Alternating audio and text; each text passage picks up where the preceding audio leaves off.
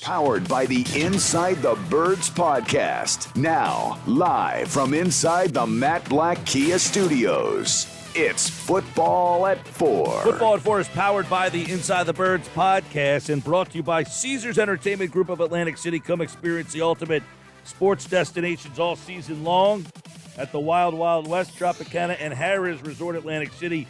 Book your game day experience today at Caesars.com. Andrew DiCecco is here at DiCecco NFL on Twitter.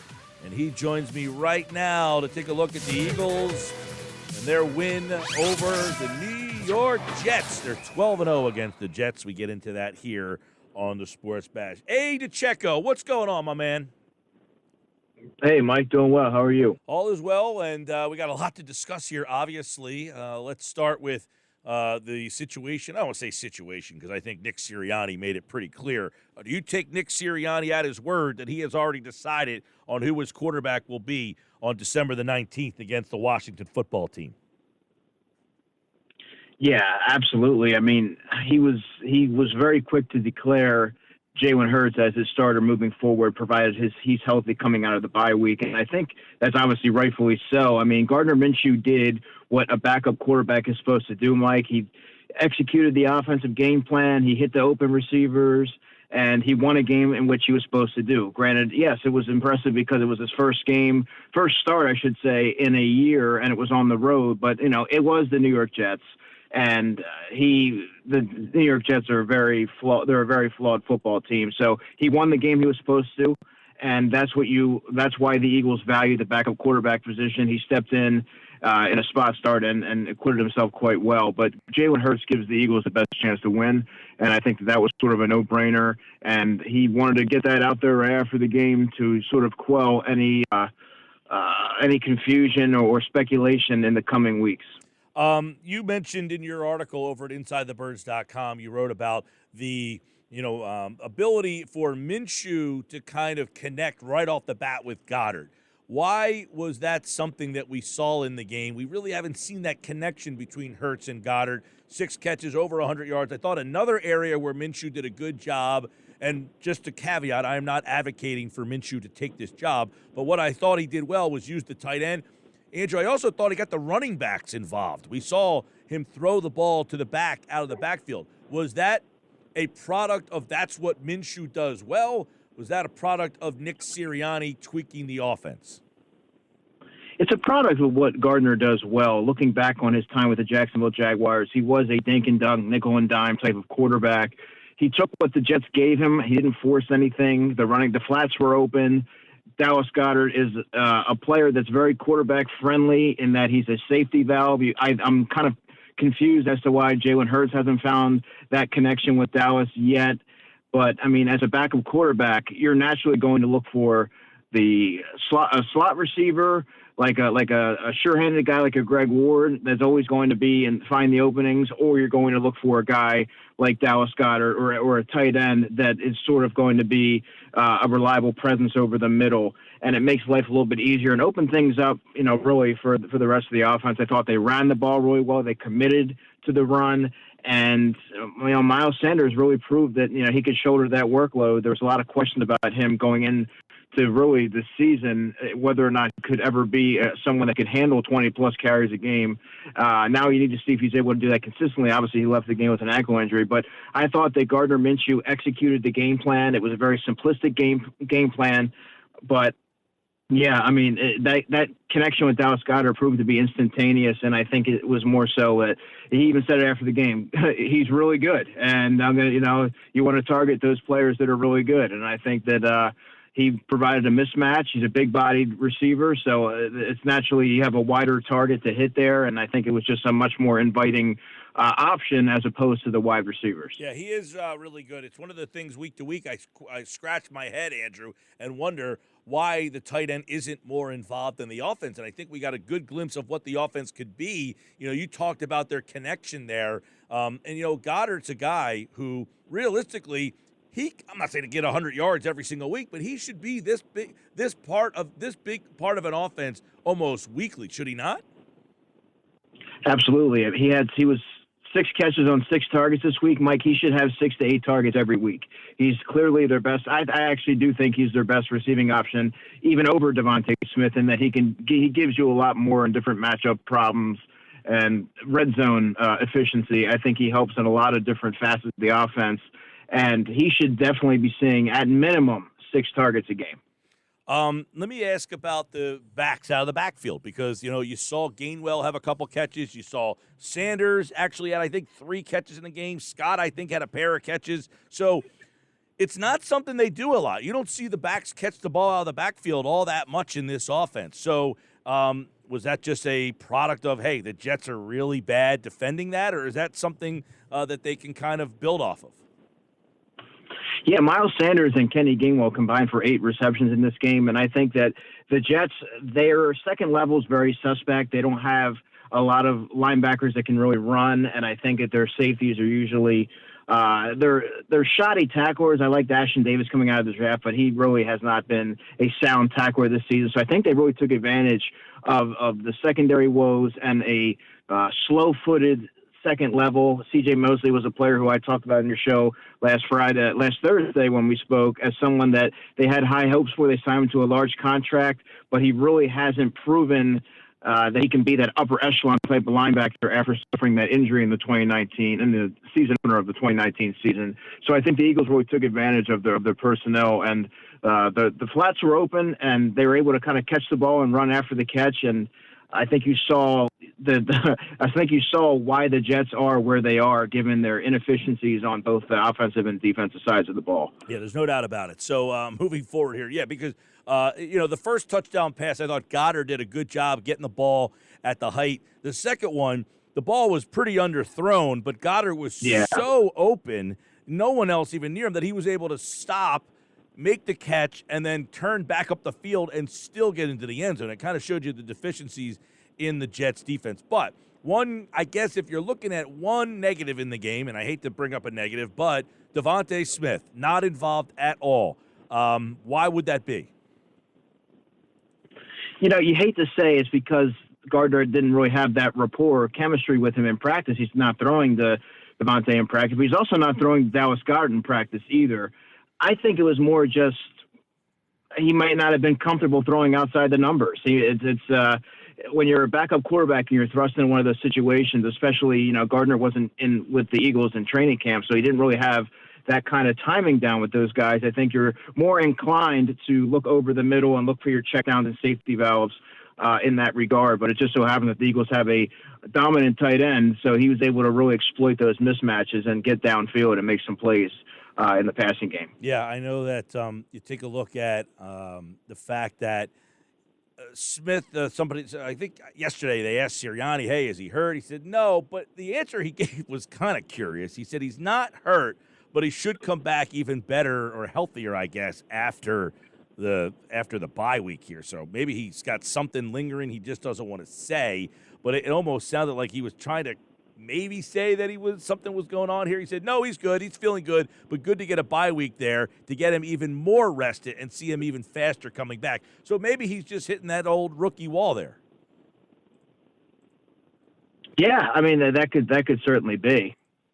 All right, Andrew, let's look at moving ahead here. Obviously Hurts is, you mentioned it, Sirianni mentioned it. I would agree. He is the guy moving forward here. But what if he struggles in a game? Does Sirianni have to consider then, if Hurts comes back and he's not making, throws, he's missing guys, he's playing similar to what he looked like against the Giants, would you consider going back to Minshew if Hurts struggles out of the gate? No, you don't want to do anything premature. You want to see if he can work through his struggles, right? I mean, going into this season was all about evaluating Jalen Hurts. So it would really make no sense to kind of pull the cord on him at the first sight of any kind of a setback. I think you need to let him work through it and really see what he can do. If you don't like what you see, well, then at the end of the season, you can go into it knowing, okay, well, we have to reevaluate the quarterback position and address it. You know that Gardner Minshew is not going to be a long-term fixture on this offense. So I think that as a last resort, you know that he's there. You know what he's going to give you. But I think you need to stick with Jalen Hurts and not be so quick to turn the page. You kind of let him iron out those deficiencies and see what he can do. So these two guys are different, obviously. Minshew is a guy, he might be a little bit more accurate than Hurts is. Hurts has the ability to run the ball. Neither one of them have overly strong arms. What do they do? Like, when you say Hurts should be the guy, what does he do that gives the Eagles the better chance to win than that Minshew shouldn't, like if we're taking a step out of this and say, okay, we got two guys here. You got 5 games left. They're in the playoff mix. Who gives you the best chance to win? You're saying it's Hurt. What does he do that makes him gives the Eagles a better chance to win? Well, for one, he puts more stress on defenses, right? I mean, you even heard Miles Sanders say it after the game. The running game was a little bit tougher to find yards in the running game without Jalen Hurts back there. He opens things up for the entire offense. Just defenses need to respect his athleticism and his ability to escape the pocket and create yards with his legs. I do think he's developing as a passer. He had a little bit of a setback against the Giants, but I think that he really has shown that he can make some of those tough throws, and he just is more of a big play threat. Overall, he has more upside, and I think that he's proven that when the game is on the line or in the crucial moments in his career, even dating back to college, that he's going to step up and deliver. Gardner Minshew has an even less powerful arm, a weaker arm than Jalen Hurts. A lot of his balls are floated. Yes, he does have more touch on his passes, but if you looked last week, anything over 15 yards seemed like it was a struggle to get to where he needed to put the football. So I think that he's lucky that it was the Jets, because I think that some of those throws for a lack of velocity could have ended up as interceptions, against a more competent defense. But I think that Jalen Hurts has enough talent and upside to overcome some of his shortcomings, at least right now, as he's still continuing to learn on the job. And I think that he just has that competitive nature and the desire to win. And he's won everywhere he's gone. Now it's just, can you be more consistent and prove that you deserve another look next season as the Philadelphia Eagles quarterback? Hey, real quick, I want to go back to Smith, because I think you tweeted out the snap counts. What would your read into being Smith getting less snaps than Reagor? You heard Nick Sirianni say that he wanted to put Jalen Reagor in on 13 personnel, and I think that had a lot to do with it. I certainly wouldn't read into it at all. I mean, Jalen Reagor had a nice block on, I think it was the Kenny Gainwell touchdown. He doesn't do a lot right, but what he does do is he gets after it as a blocker, and defenses, I guess, have to account for his multifaceted skill set, I guess, but you got to give him credit on that play where credit's due. So I think if you're looking at it from a coaching standpoint, I think that they liked him on the perimeter blocking and getting out there more so than Devonta. But as far as a primary receiving option, I don't think you have to worry. He didn't just leapfrog Devonta in the pecking order or anything like that. Hey, if you're Nick Sirianni, you're at the bye, what are some of the things that you are trying to clean up as you go through these last 5 games? Getting out to a quicker start. They did that against the Jets, but too often they come out flat, they fall behind, and they don't tend to turn it on until late in the first half. And then in the second half, they're really slow to make adjustments, Mike, and I think that sometimes they take their foot off the gas pedal when they are ahead and they get a little bit too conservative. That's from the offensive standpoint. For defensively, you want to see Jonathan Gannon continue to apply pressure and be more aggressive. I think he's been inconsistent week to week. You've seen the good, and you've also seen plenty of the bad from him so far. Just when you think you're getting used to him getting comfortable with his personnel, I thought that he should have been far more aggressive and teed off on Zach Wilson instead of, adopting that passive approach that has really plagued him throughout the season. So I think that he needs to find a middle ground there. And as he's sort of finding his way as a first-time defensive coordinator.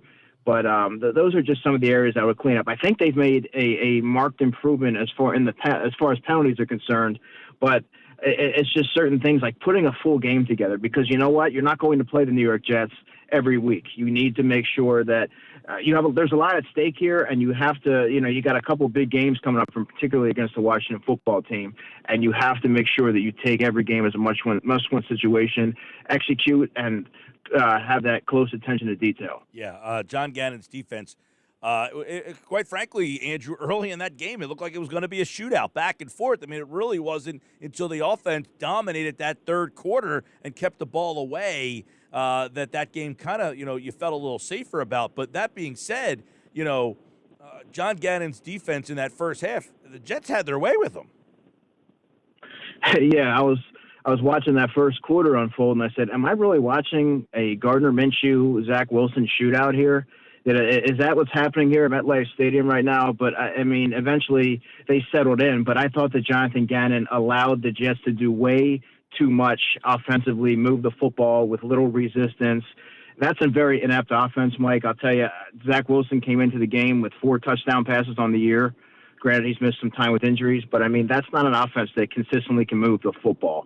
So to allow them to move the football up and down the field, that's a little concerning, because you're not going to get by with that sort of approach against some of the more upper echelon teams, or even a competent team, especially coming down the home stretch. So he's going to have to really revamp over the bye week and look and assess what worked and what didn't work, and keep applying pressure. I mean, you have the defensive line, at least on paper, to be able to get to the quarterback with regularity, and I don't think that he's fully tapping into their potential, and I think he really needs to figure out how to maximize the personnel that he has. I want to get your thoughts, because I know you do a lot of studying for the draft and kind of zone in on some of the younger players, but McPherson, he's had to play a little bit because Steve Nelson was hurt. Now, Nelson is supposed to be back. He had to play the week before because Slay got hurt. How has McPherson handled himself? I think he consistently gets better every time that he's out there. Obviously, he's over the last, I would say, month or so, he's had to see some time. I think he's a tough, scrappy player. He's a sound tackler on the perimeter, and he's playing with more confidence. And you have to like what you see from him if you're the Eagles, because he's sort of taking that natural progression throughout the season. And I think that he's going to be a role player moving forward, but one that they can count on. He's been outstanding on special teams. He's been the leader on special teams, both he and Andre Sachere. And I think he's becoming a more well-rounded player, especially, he was a little slow to become a factor on defense until it was really a necessity. But I think he's finding his footing, and he looks to be, just more comfortable and playing with confidence. So I think the Eagles have to be happy with how he's turning out. The other guy, I guess, who's getting a lot of playing time would be Marcus Epps, and just, how he has kind of stepped in here and what he has given the team. Yeah, he's somebody that you and I talked about, I guess it was a few weeks ago, as somebody that Jonathan Gannon clearly has a lot of confidence and trust in. Obviously, his Eagles career didn't get off to a great start. He gave up that long catch to DK Metcalf in that wild card playoff game to sort of end it. He got posterized by Brandon Ayuk on Sunday Night Football against the 49ers last year. But this year, Mike, he came into it right away. He took it as his playing time. Kayvon Wallace missed some time in the summer, and I think that what really sets him apart from a lot of the other younger defensive backs is that he has such an astute football IQ. He makes up for what he lacks in prototypical size or elite athleticism with being at the right place at the right time, being fundamentally sound, knowing where to be, and being very diligent with his assignments. And in doing so, he earned the trust of his defensive coordinator, and you're starting to see his playing time sort of see an uptick consistent uptick in recent weeks. And I think that has to do with Jonathan Gannon's confidence and trust for him to execute what he's asking him to do. Andrew DiCecco, of course, the Eagles have the bye this week. Let me ask you this question, all right? In the NFC East, you have an interesting conundrum this week. Are you rooting for Dallas or are you rooting for Washington? I think if you're an Eagles fan, you have to go for – I guess you got to go for Dallas, because the Eagles can handle can control what happens against the Washington football team. So, I mean, it's tough to say. I guess you would have to go Dallas. Yeah, Dallas, by the way, and Washington play this week, and then again in 2 weeks. So the entire NFC East is really, Andrew, going to come down to who's the best team in the NFC East here. Because realistically, if Washington can sweep Dallas, they have a shot to win this division. If they split, They likely don't. And if they lose both, Dallas is going to win the division. But if Washington says we're the best team in the division and wins out here, they're going to win the division. Washington essentially controls their own destiny. Yeah, exactly. And you know what, Mike? That's one of those teams that if they do get into the playoffs, they're sort of a scary team because they do have the pass rushers and the running game. They have a two-headed rushing attack and a quarterback that can confidently execute the offensive game plan, not being asked to do much, granted, but that's a team. And Ron Rivera is a coach that he's coached in a Super Bowl before. I mean, that's a team that you don't want to see in the playoffs because they are a pretty tough-minded defensive team. They do a lot well on offense, and they have Terry McLaurin, of course. So they do control their own destiny, but it's tough because I don't view the Washington football team or the Cowboys as so far superior than the Eagles, and I think they're a little bit closer than many really. So then it appears on the surface, I would say, but we'll have to see what happens there. It's going to be really interesting here. That's going to be a great game, by the way. Yeah, I mean, where I was at the beginning of the year, I liked Washington's defense. I think we all did, and it was so disappointing, but it has played a lot better.